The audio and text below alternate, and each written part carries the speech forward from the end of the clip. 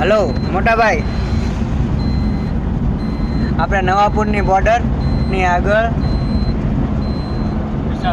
વિસરવાડી આવે છે. વિસરવાડી જો અહીંયા ડુંગરા કેવા છે આમ જુઓ, મહારાષ્ટ્રમાં આ બધા ડુંગરા છે.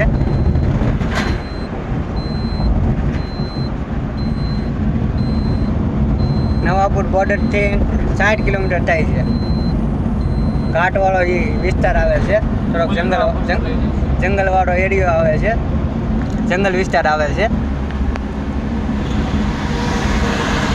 પહાડી ઇલાકો છે.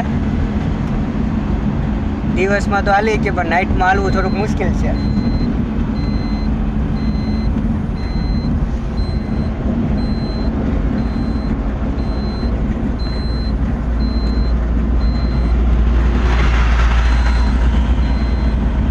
જુઓ ડુંગરા જુઓ, આ જંગલ છે.